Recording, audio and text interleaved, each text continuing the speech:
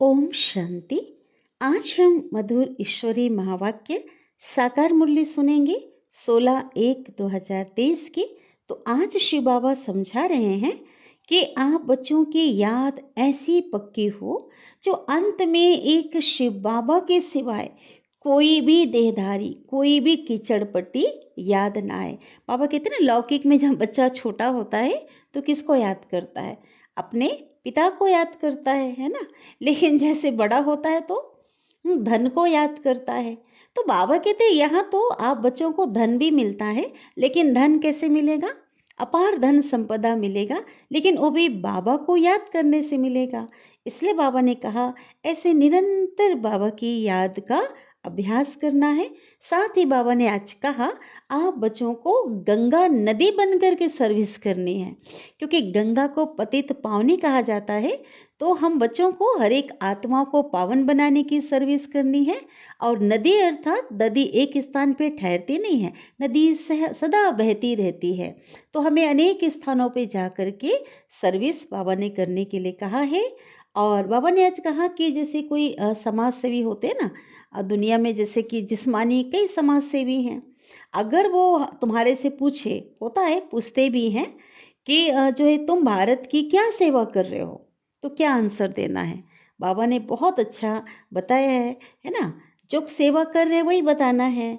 बोलो, हम अपने तन मन धन से भारत को स्वर्ग बनाने की सेवा कर रहे हैं, दैवी राजस्थान बना रहे हैं। और ऐसी सेवा तो कोई कर नहीं सकता। बाबा कहते ऐसे आप बच्चे उनको जवाब दे सकते हो।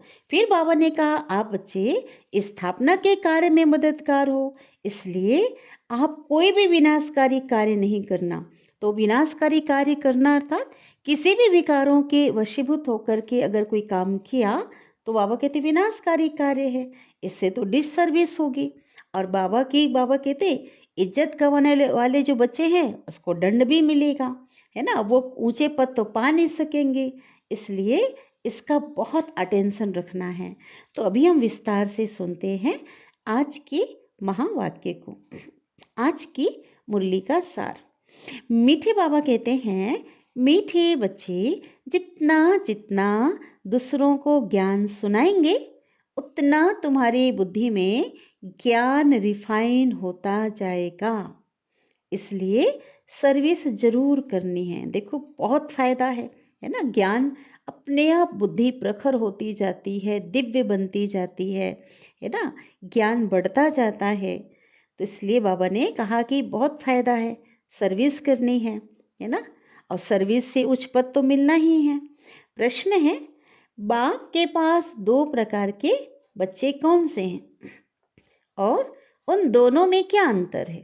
ठीक है, एक तो है कि दो प्रकार के बच्चे कौन से हैं और दोनों में अंतर क्या है? उत्तर, बाप के पास एक है लगे बच्चे अर्थात सौतेले बच्चे, और दूसरे हैं सगे बच्चे अर्थात मातेले बच्चे। तो लगे बच्चे कौन है? लगे बच्चे मुख से सिर्फ बाबा मम्मा कहते हैं, ठीक है, लेकिन श्रीमत पर पूरा नहीं चल सकते, पूरा पूरा बलिहार नहीं जाते हैं। और जो सगे बच्चे हैं वो क्या करते?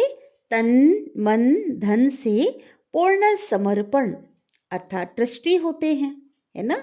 अर्थात उनके पास जो कुछ भी है वो श्रीमत प्रमाण ही उसे लगाते हैं, प्रभु अमानत समझकर चलते हैं, उसी को ट्रस्टी कहते हैं ना।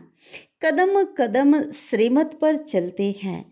और लगे बच्चे ना सेवा ना करने के कारण चलते चलते गिर पड़ते हैं और संशय भी आ जाता है। और सगे बच्चे पूरा निश्चय बुद्धि होते हैं। तो हमें चेक क्या करना है, हम कौन से बच्चे हैं, हम अपने को चेक कर सकते हैं। गीत बजा है, बचपन के दिन भुला ना देना, आज हंसे कल रुला ना देना, है ना। ये हमारा ईश्वरी बचपन है, यहाँ पे कोई बड़े होना ही नहीं है। जब तक संगम युग है तब तक क्या रहना है? बच्चे। अगर हम बच्चे रहेंगे ना तो सदा बचे रहेंगे। जैसे बच्चा होता है ना, जब छोटा होता है तो क्या होता है, सभी चीज़ों से इनोसेंट होता है, बुराइयों से, है ना। और उनको अपने माँ बाप ही प्रिय लगते हैं। तो इसी प्रकार से ये जो बचपन है ना, ईश्वरीय बचपन को कभी भी भूलना नहीं है। ओम शांति। बाप बच्चों को समझाते हैं। कौन सा बाप? पूछ रहे हैं बाबा। वास्तव में दोनों बाप हैं। एक रूहानी बाप जिसको शिव बाबा कहते हैं, और दूसरा जिस्मानी बाप ब्रह्मा बाबा जिसको दादा कहा जाता है। यह तो सभी सेंटर के बच्चे जानते हैं कि हम बाप दादा के बच्चे हैं। रूहानी बाप शिव है, वह है सभी आत्माओं का पिता, और ब्रह्मा दादा है सारे मनुष्य सिजरे का हेड है ना। मनुष्य सृष्टि का जो हेड है, मुख्य कौन है? ब्रह्मा। उनके तुम आकर बच्चे बने हो। उनमें भी कोई तो पक्के सगे हैं और फिर लगे भी हैं। मम्मा बाबा तो दोनों ही कहते हैं, परंतु लगे बलि नहीं चढ़ सकते। बलि ना चढ़ने वालों को इतनी ताकत नहीं मिलती है।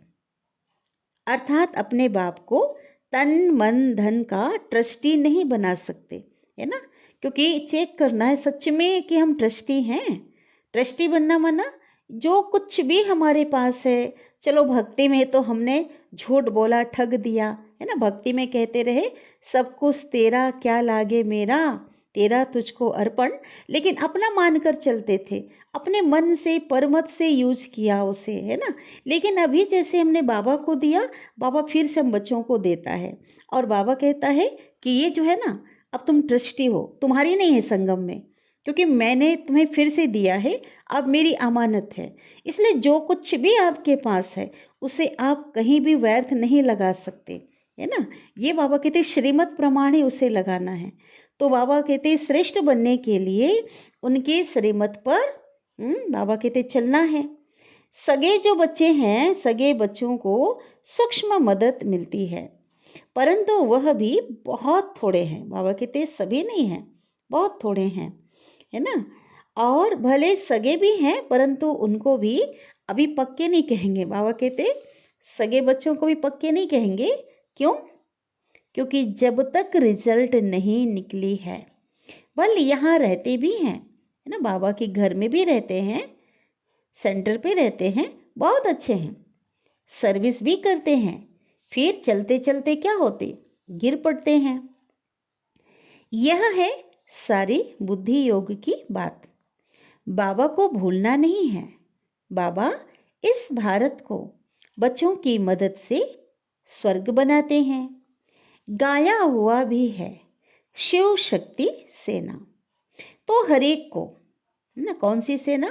शिव शक्ति सेना में पांडव सेना भी है ना, शक्ति सेना भी है।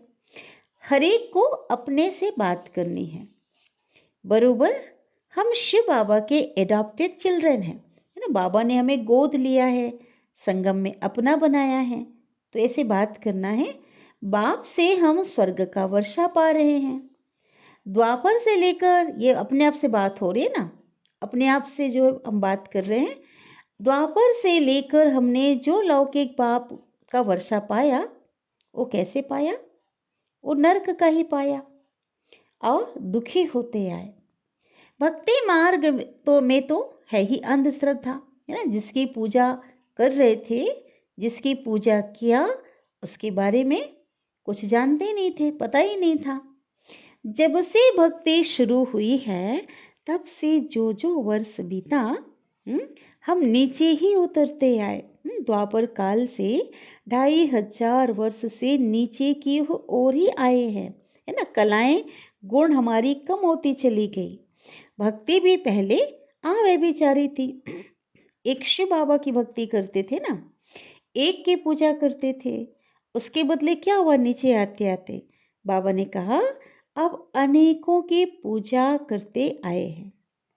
अब यह सब बातें ऋषि मुनि साधु संत आदि तो नहीं जानते हैं, है ना, कि भक्ति कब से शुरू होती है। शास्त्रों में भी है ब्रह्मा का दिन और ब्रह्मा की रात, है ना। लेकिन बाबा कहते इन बातों को भी वो समझते ही नहीं है कि ब्रह्मा का दिन क्या होता है, किसे कहा जाता, और ब्रह्मा की रात क्या है। इस पर वो लोग जानते नहीं तो बात भी नहीं करते इस पे। और हम बच्चों ने क्या हुआ है, हम बच्चों ने अच्छे से समझा इस बात को। बल ब्रह्मा सरस्वती ही लक्ष्मी नारायण बनते हैं, परंतु नाम ब्रह्मा का दिया है ना। ब्रह्मा के साथ बच्चे भी बहुत हैं। लक्ष्मी नारायण के बच्चे तो बहुत नहीं होंगे ना। बाबा ने बताया ना, एक ही वारिस होगा वहां। और यहाँ तो ब्रह्मा के कितने बच्चे हैं, लाखों क्या अभी करोड़ों बच्चे हैं, है ना।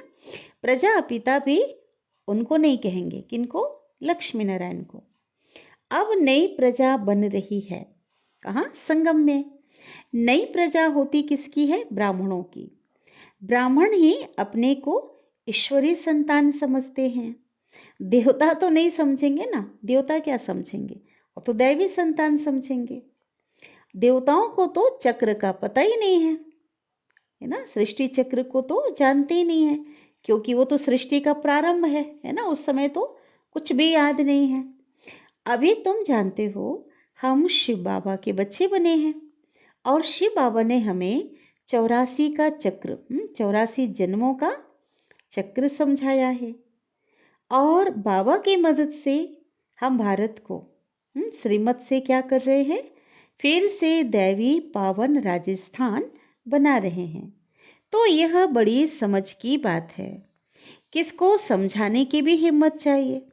हिम्मत रखेंगे तो बाबा की मदद मिलेगी, है ना। इतना ऊंचा ज्ञान, इतना सत्य ज्ञान, श्रेष्ठ ज्ञान, तो बाबा कहते हैं औरों को समझाने के लिए भी क्या चाहिए, हिम्मत चाहिए। तुम हो शिव शक्ति पांडव सेना। पंडे भी हो, है ना, सेना भी हो, अर्थात है ना, विकारों रूपी असुरों से क्या कर रहे हो, युद्ध कर रहे हो। और पंडे कैसे हो, बाबा कहते सबको रास्ता बताते हो, कहाँ का, शांति धाम और सुख धाम, है ना। दो दो बड़े जो तीर्थ हैं, पंडित जो है लौकिक पंडित तीर्थ यात्रा कराते ना, तो हम बच्चे भी क्या करते, शांति धाम और सुख धाम का सभी को रास्ता बताते हैं। तुम्हारे बिगड़ तो रूहानी स्वीट होम का, उस मीठे घर का कोई पता तो बता ना सके। बाबा कहते वो जो पंडे लोग हैं ना, जिस्मानी पंडे लोग तो करके कोई अमरनाथ पर, है ना, कोई और तीर्थ पर ले जाते हैं। तुम बीके तो एकदम सभी को कहाँ ले जाते हो, बाबा कहते सभी आत्माओं को परम धाम ले जाते हो, माना वहां का रास्ता बताते हो। वह जिस्मानी जो गाइड हैं, बाबा कहते हैं वो धक्के खिलाने वाले हैं, है ना। तुम सभी को बाप के पास शांति धाम में ले जाते हो। तो सदैव यह याद करना पड़े, क्या याद करना पड़े, कि हम भारत को फिर से दैवी राजस्थान बना रहे हैं। यह तो कोई भी, बाबा कहते हर कोई मानेगा ना, किसी को अगर आप समझाते हो यह तो कोई भी मानेंगे। भारत का आदि सनातन देवी देवता धर्म था। भारत सतयुग में बेहद का दैवी पावन राजस्थान था। सभी पवित्र थे, यथा राजा रानी प्रजा, पूरे राजस्थान, पूरे राजाई ही क्या थी, पवित्र थी। फिर पावन क्षत्रिय राजस्थान बना, है ना। त्रेता में राम सीता का राज्य आया, वो भी कैसा था, वो भी पवित्र था। उसके बाद क्या हुआ, फिर माया की प्रविष्टा होने से आसुरी राजस्थान बन जाता है। जो दैवी राजस्थान था वो क्षत्रिय राजस्थान से क्या बन जाता है, आसुरी राजस्थान बन जाता है, क्योंकि देवताएं वाम मार्ग में चले जाते हैं, है ना, और उनके अंदर विकारों की प्रविष्टा हो जाती, देभान आ जाता है। तो बाबा कहते हैं यहाँ भी पहले राजा रानी राज्य करते थे, है ना, कहाँ, द्वापर काल की बात बाबा बता रहे हैं। परंतु बिगर लाइट के ताज वाली राजाई चलती आई है ना। माना लक्ष्मी नारायण का जो राज्य था, राम सीता के राज्य के बाद भी बहुत से राजा रानी हुए, लेकिन पतित होने के कारण जो क्राउन का ताज था, जो देवताओं के पीछे दिखाते ना ओरा लाइट का, वो ताज नहीं रहा। तो बिगर लाइट का जो एक रतन जड़ित ताज है ना, स्वर्ण ताज वाले राजा, एक सिंगल ताज वाले राजाओं की क्या चलती आई, राजा ही चलती आई। दैवी राजस्थान के बाद हुआ आसुरी पतित राजस्थान।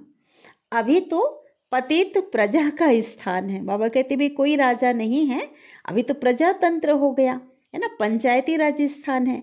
प्रजा के द्वारा चुने जाते हैं जो भी जनप्रतिनिधि हैं, तो अभी बाबा कहते हैं प्रजा का स्थान है।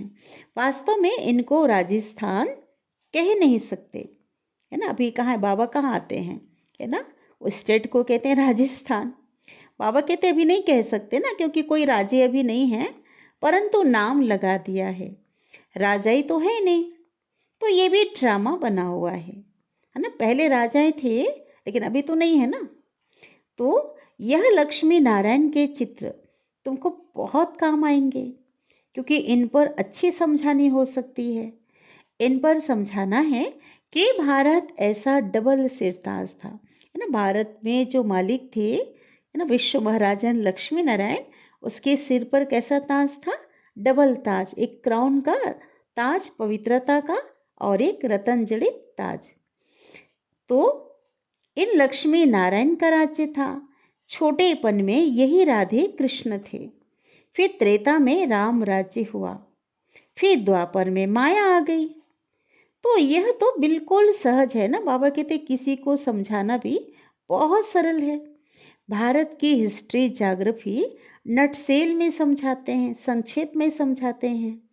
द्वापर में ही फिर पावन राजा रानी लक्ष्मी नारायण के मंदिर बने, है ना, क्योंकि उस समय चैतन्य में तो सतयुग में थे, लेकिन द्वापर काल में जब आसुरी राज आया, माया का राज आया, तो विकारी राजाओं ने पावन राजा जो रानी थे लक्ष्मी नारायण के क्या बनाए, मंदिर बनाए।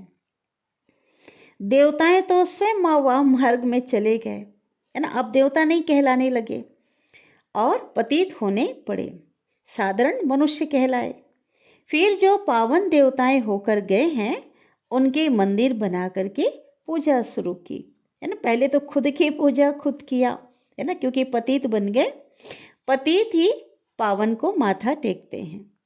जब तक ब्रिटिश गवर्नमेंट का राज्य था, तो उस समय भी राजा रानी थे। अंग्रेज जिस समय राज्य करते थे, अंग्रेजी शासन था, उस समय भी राजा रानी थे।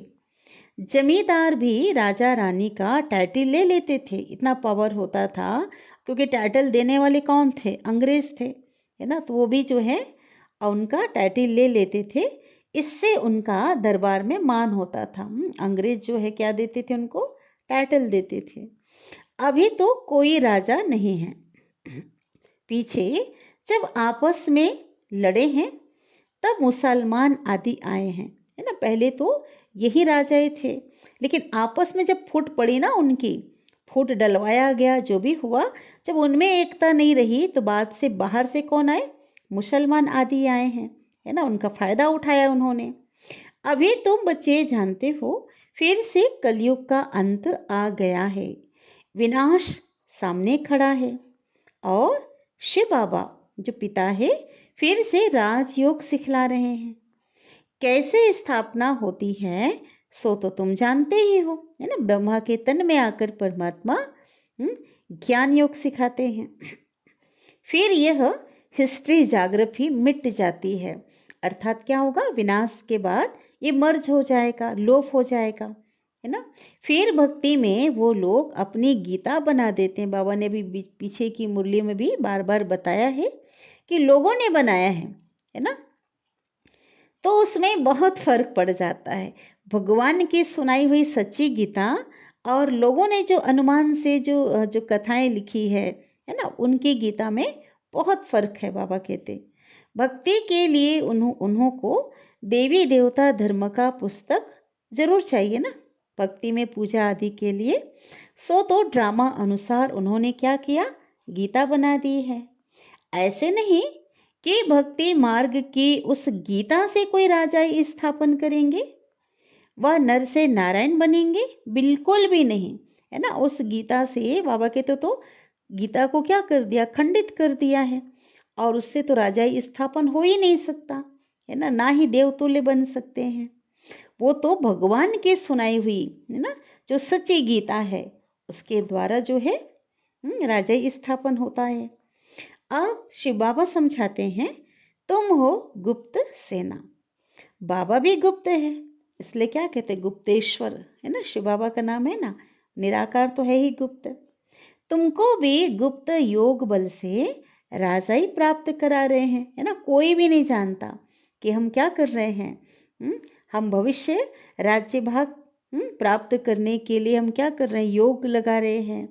तो बाबा कहते कोई नहीं जानता, गुप्त रीति से सारा कार्य चल रहा है। बाहुबल से तो हद की राजाई मिलती है ना। एक राजा ने अपनी हद की ताकत के आधार पे अपने लश्कर से क्या किया, हाँ, दूसरे पे चढ़ाई किया और विजय प्राप्त करके हाँ वो राजाई हासिल की। तो हद की राजाई मिली ना। लेकिन योग बल से, बाबा की याद की शक्ति से बेहद की राजाई, विश्व की बादशाही मिलती है।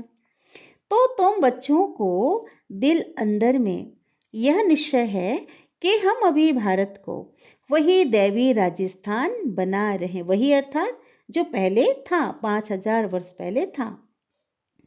तो जो मेहनत करता है उसकी मेहनत छिपी नहीं रह सकती, है ना। बाबा के बच्चे जो पुरुषार्थ में, है ना, सर्विस करते हैं, पढ़ाई अच्छी करते हैं, मेहनत करते हैं ना, वो भी दिखाई पड़ता है। तो विनाश तो होना ही है। गीता में भी यह बात है ना। पूछते हैं इस समय की मेहनत अनुसार, बाबा से बच्चे पूछते हैं इस समय की मेहनत अनुसार हमको भविष्य में क्या पद होगा। तो बाबा ने कई बार कहा ना, अगर अभी आप पूछो तो बाबा बता सकता है। तो यहां भी कोई शरीर छोड़ता है अचानक, मना ईश्वरीय ज्ञान में चलते हुए कोई किसी ने शरीर छोड़ दिया तो संकल्प चलेगा ना, है ना। कौन सा संकल्प चलेगा कि यह किस पद को प्राप्त करेगा। सो तो बाप ही जाने। बाबा कहते कौन जान सकता है, कोई नहीं जान सकता, है ना। रिजल्ट तो बाबा ही बता सकते हैं, शिव बाबा ही जाने कि इसने, देखो इसमें सब काउंटिंग होती है ना, सबका हिसाब होता है, सभी अंडरलाइन करेंगे, है ना। कैसे कि इसने किस प्रकार से तन मन धन की सेवा की है ना। क्योंकि ट्रस्टी तो सभी हैं, क्या अमानत समझकर उस हिसाब से, है ना, उस शुद्ध मन से, उस बड़े दिल से, निस्वार्थ भाव से क्या सेवा की है, कितना किया है ना। ये बाबा कहते, ये बाबा ही जानेगा ना, यह बच्चे नहीं जान सकते, बाप दादा जाने। बताया भी बताया भी जा सकता है इस प्रकार की तुमने सेवा की है। ज्ञान उठाया या नहीं, परंतु मदद तो बहुत की है ना। जिसने की होगी तो उसका भी तो मार्क्स मिलेगा ना। जैसे मनुष्य दान करते हैं तो समझते हैं ना संस्था बहुत अच्छी है, अच्छा कार्य कर रही है, परंतु मेरे में पावन रहने की ताकत नहीं है, जैसे कई लोग समझते हैं, है ना। जैसे कुछ दे भी दिया संस्था को, लेकिन कहते हैं कि नहीं हम पवित्र नहीं बन सकते, लेकिन आपकी जो संस्था है ये, हाँ, ये जो ईश्वरीय संस्था है ये अच्छा काम कर रही है, मैं यज्ञ को मदद करता हूँ, ठीक है। और करते भी हैं, कई ऐसे हैं हर स्थान पे, सेंटर पे, जिसको हम कहते हैं ना संबंध संपर्क वाले, तो कई अपने से ही दिल से जो करते हैं, मदद करते हैं। तो शिव बाबा कहते हैं तो उसका भी रिटर्न उसको मिल जाता है। देखो भगवान किसी का रखता नहीं है। जब भक्ति में भी सबको दिया तो प्रैक्टिकल में जब भगवान आया है और किसी ने अगर मदद किया ईश्वरीय कार्य में, तो बाबा जो है उसको बाबा के द्वारा उनको मिल जाता है। जैसे मनुष्य कॉलेज बनाते हैं, हॉस्पिटल बनाते हैं औरों के लिए, ऐसे नहीं कहेंगे कि मैं बीमार पड़ूं तो मैं हॉस्पिटल में जाऊं। अपने लिए हॉस्पिटल नहीं बनाते हैं, है ना, औरों के लिए बनाते हैं। जो कुछ बनाते हैं, हाँ, दूसरों के लिए। तो बाबा कहते उसका भी क्या मिलता है, उसका फल भी मिलता है। और उसको क्या कहा जाता है, इसको ही भक्ति में क्या कहते हैं, दान कहा जाता है। यहाँ फिर क्या होता है, बाबा कहते हैं यहाँ क्या होता है, अगर यहाँ कोई सेवा करता है तो आशीर्वाद देते हैं। कौन देता है आशीर्वाद, ब्लेसिंग कौन देते, भगवान देते हैं कि तुम्हारा लोक परलोक सुहेला हो, है ना। माना यहाँ भी तुम सुखी रहो और सतयुग में भी क्या रहो, वहां भी बहुत सुखी रहो। तो लोक परलोक, सो तो इस संगम युग की बात है। यह है मृत्यु लोक का अंतिम जन्म और अमर लोक का जन्म, दोनों सफल हो। ये बाबा आशीर्वाद देते हैं किनको? जो बच्चे यहाँ मददगार बनते हैं, अभी जो है ईश्वरीय कार्य में, स्थापना के कार्य में जो सहयोगी बनते हैं उनको। बरोबर तुम्हारा यह जन्म बाबा कहते सफल हो रहा है। फिर कोई तन से, कोई मन से, कोई धन से सेवा करते हैं। बहुत हैं जो ज्ञान नहीं उठा सकते, कहते हैं बाबा हमारे में हिम्मत नहीं है। ऐसे भी बच्चे हैं। बाकी मदद कर सकते हैं ना, हम धन से मदद कर सकते हैं। तो बाबा बताएंगे कि तुम इतना धनवान बन सकते हो। कोई भी बात हो तो पूछ सकते हो, फॉलो फादर करना है। बाबा कहते फॉलो फादर करना है तो पूछना भी उनसे है। किनसे पूछना है? बाबा से, कि इस हालत में हम क्या करें, है ना। कुछ भी कंडीशन हो, जो भी बात हो, बाबा से क्लियर करो, पूछो, है ना, सही कराओ।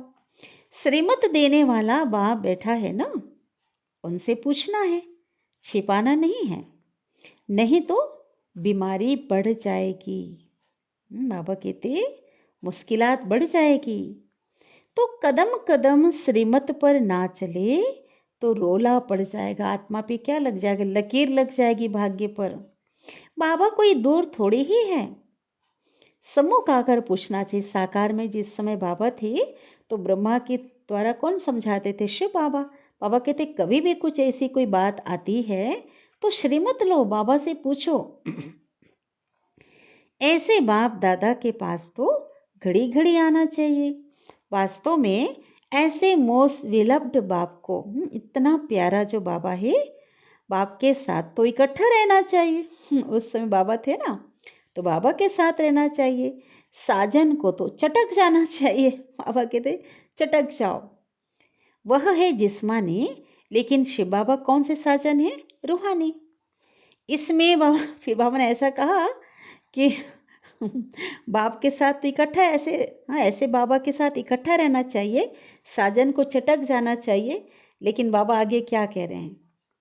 इसमें चटकने की बात नहीं। ऐसे नहीं कि सबको यहीं बिठा देंगे, यहाँ सबको बिठा नहीं देंगे। यह ऐसी चीज है, बस सामने बैठे ही रहें, सुनते रहें। बाबा है ही इतना प्यारा, उसकी बातें है ही इतनी मीठी, है ना, है ना, वो कितनी मधुर है।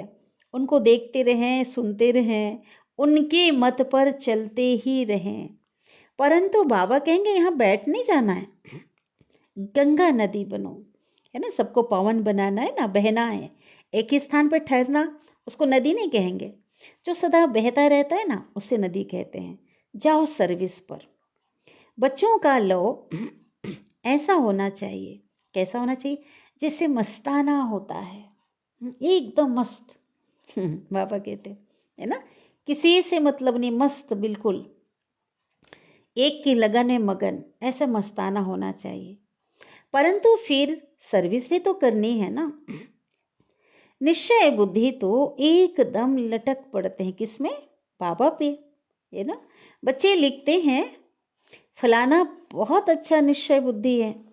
कहीं सर्विस करते ना, कुछ सेंटरों से बाबा के पास समाचार आता था, और माना कोई आया ज्ञान में और चलने लगा, तो खुशी खुशी बच्चे बाबा को समाचार देते थे नाम सहित कि फलाना बहुत अच्छा निश्चय बुद्धि है। तो बाबा क्या लिखते थे आंसर पत्र का? मैं लिखता हूं कुछ भी नहीं समझा है। अगर निश्चय बुद्धि है कि स्वर्ग का मालिक बनाने वाला बाप आ गया है, तो एक सेकंड भी बाप से मिलने बगैर वो रह ना सके। बाबा ने कहा बहुत सी बच्चियां कैसी हैं जो बहुत तड़पती हैं, ऐसी बच्चियां हैं। फिर घर बैठे क्या होता है, उनको साक्षात्कार होते हैं। इतना उनका योग बल होता है, इतनी लगन होती है कि बाबा ऐसे बच्चों को घर बैठे साक्षात्कार कराते हैं, है ना, ब्रह्मा और कृष्ण का। तो बाबा कहते हैं निश्चय हो कि बाप परम धाम से हमें राजधानी देने आए हैं, तो फिर आकर के बाबा से मिले। ऐसे भी आते हैं, फिर समझाया जाता है, माना ऐसे बच्चे भी आते हैं, फिर समझाया जाता है कि ज्ञान गंगा बनो। ठीक है, प्रजा तो बहुत चाहिए ना, राजधानी स्थापन हो रही है। यह चित्र समझाने के लिए बहुत अच्छा है। बाबा ने कौन सा चित्र?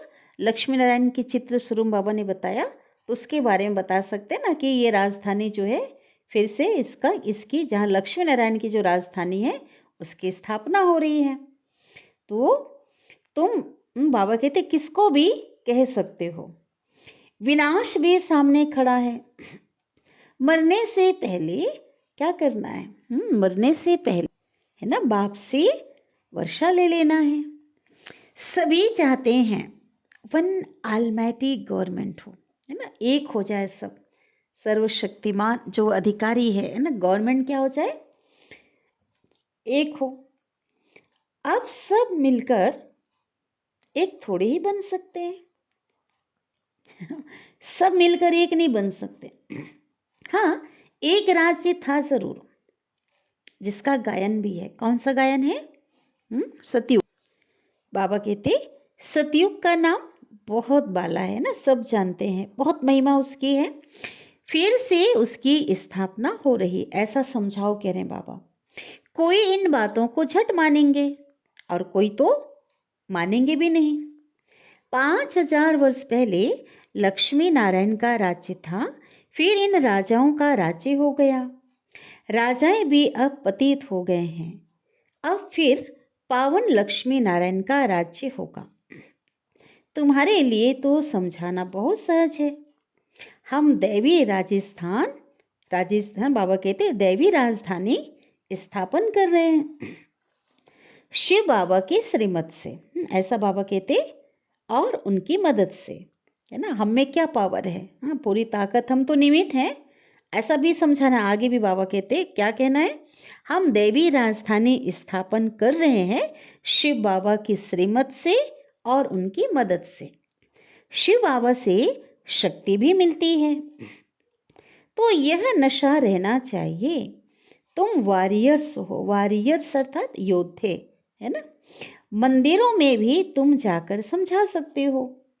तो स्वर्ग की स्थापना जरूर रचयिता द्वारा ही होगी ना। तुम जानते हो बेहद का बाप एक है।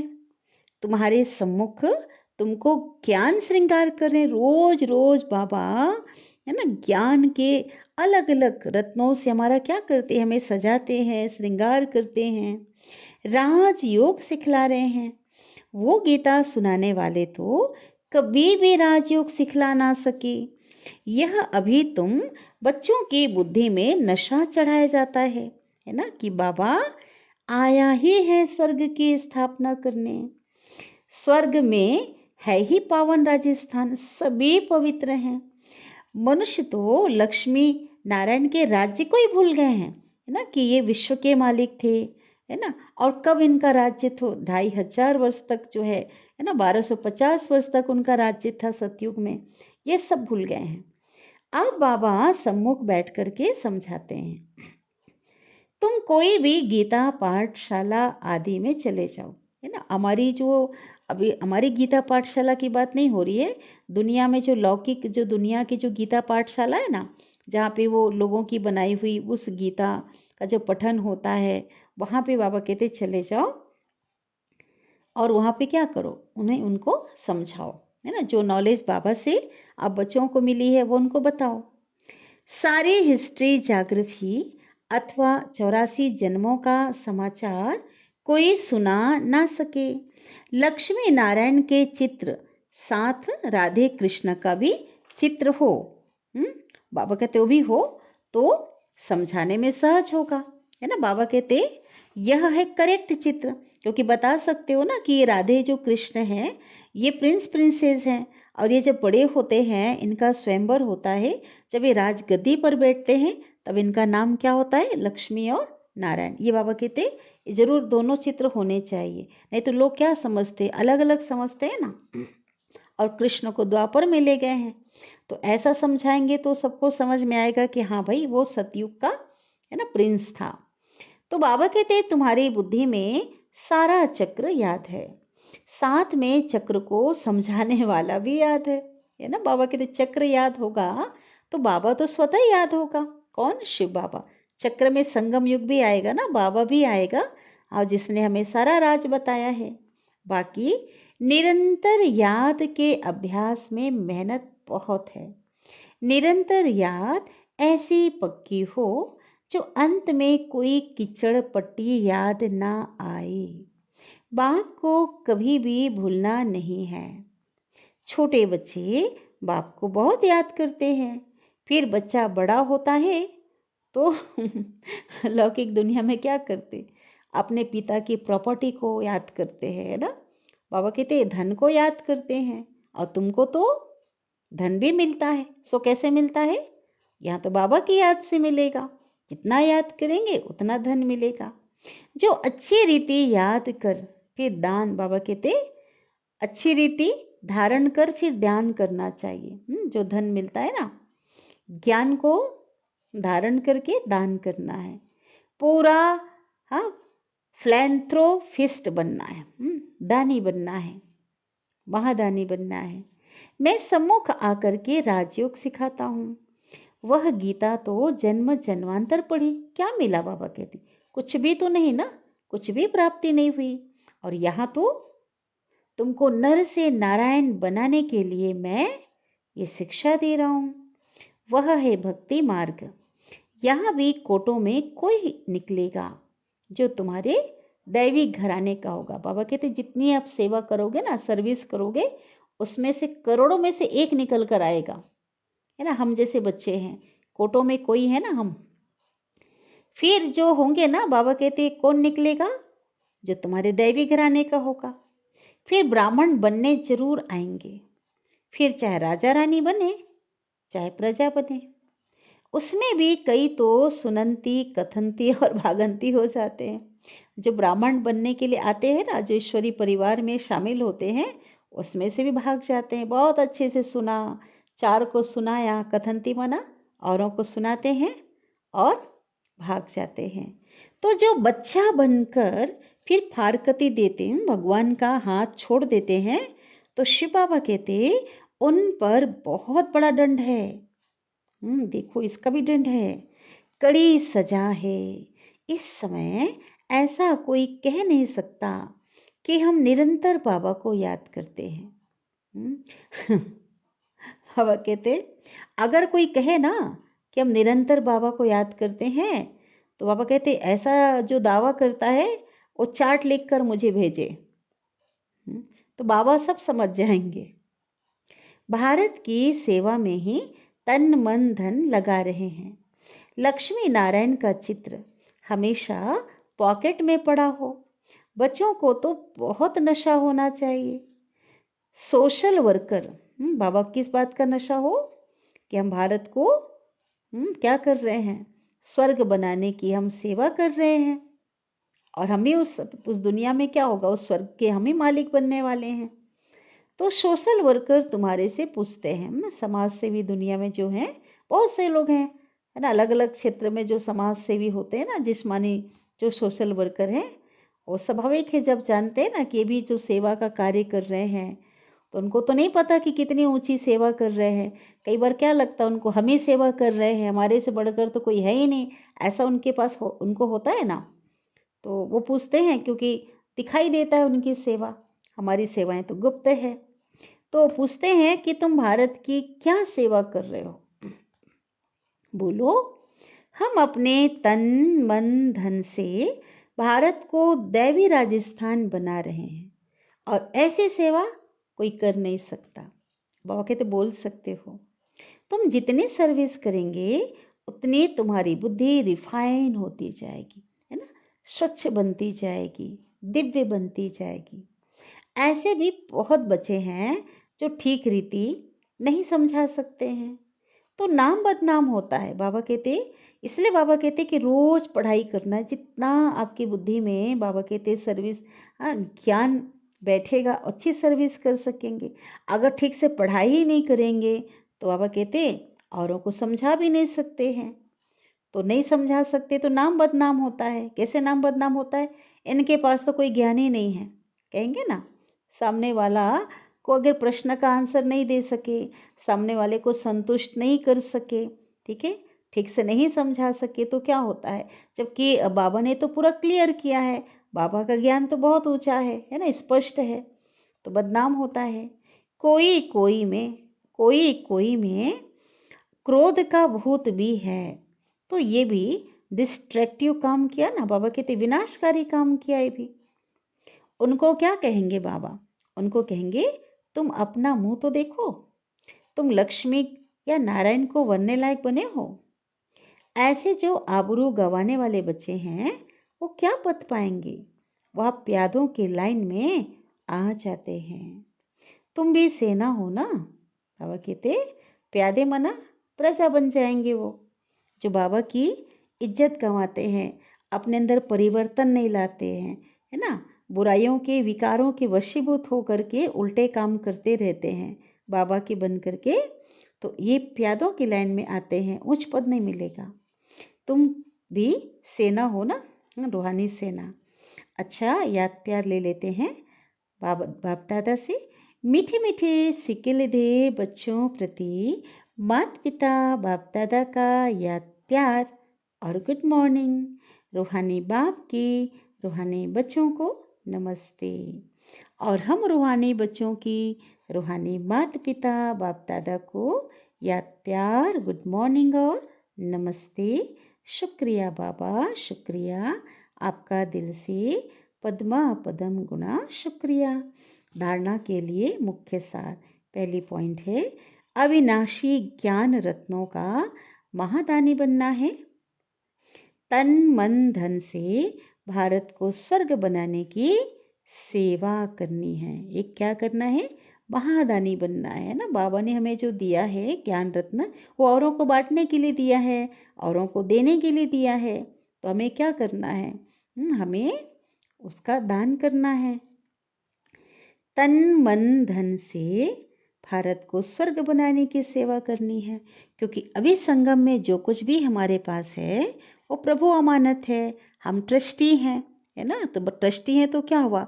ट्रस्टी हैं तो बोले अपने में भी हम आग लगाएं, है ना, खाएं पिएं, अपना पूरे ध्यान रखें, लेकिन बाबा कहते बाबा की सेवा में, भारत को स्वर्ग बनाने की सेवा में भी लगाना है। दूसरी पॉइंट है कोई भी डिस्ट्रक्टिव कार्य नहीं करना है, विनाशकारी कार्य नहीं करना है, निरंतर याद के अभ्यास में रहना है। अब सदगुरु बाबा हमें वरदान दे रहे हैं, एक रस और निरंतर खुशी की अनुभूति द्वारा नंबर 1 लेने वाले अखूट खजाने से संपन्न भव। विस्तार है, नंबर 1 में आने के लिए एक रस, माना सभी रसनाएं किससे लेनी है? एक बाबा से। और निरंतर खुशी की अनुभूति करते रहो, किसी भी झमेले में नहीं जाओ, है ना। झमेले में जाने से खुशी का जो झूला है वो ढीला हो जाता है, फिर तेज नहीं झूल सकते। बाबा ने कितने प्रकार के झमेले बताए ना, व्यर्थ की बातें। भाई झमेला कब आता है? बाबा के श्रीमत की लकीर से जब बाहर निकल जाते वहीं से झमेला शुरू हो जाता है। तो झमेलों से बचना है तो श्रीमत की लकीर के अंदर रहें। तो क्या होगा? अगर झमेले में पड़ गए तो खुशी का झूला ढीला हो जाता है, फिर तेज तो नहीं झूल सकते।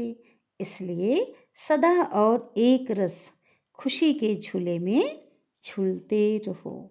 बाप दादा द्वारा सभी बच्चों को अविनाशी, अखुट और बेहद का खजाना मिलता है।